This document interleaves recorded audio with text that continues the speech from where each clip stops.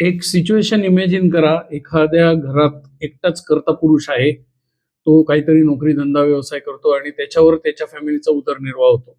त्याचाच ॲक्सिडेंट झाला आणि ॲक्सिडेंटमध्ये तो कोमामध्ये गेलेला आहे. आता इमॅजिन करा, की तो किती दिवस कोमात राहील हे आपल्याला माहीत नाही आणि अशा वेळेस त्याचं फॅमिलीचं घर कसं चालेल? कारण त्याचा इन्कम तर पूर्ण बंद झालाय.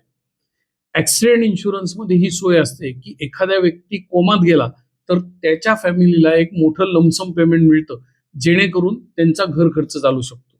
अशा अनेक वेगवेगळ्या फॅसिलिटीज ॲक्सिडेंट इन्शुरन्समध्ये मिळतात आणि ह्याच्याबद्दल भारतीयांमध्ये प्रचंड उदासीनता आहे.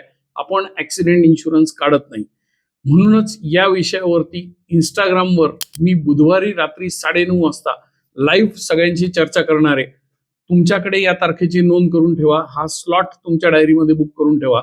बुधवारी 9:30 वाजता आपण ॲक्सिडेंट इन्शुरन्स आणि त्याचं महत्त्व याच्यावर डिटेलमध्ये चर्चा करणार आहोत. Instagram लाईव्हवर फिंदास इंडिया माझं हँडल आहे.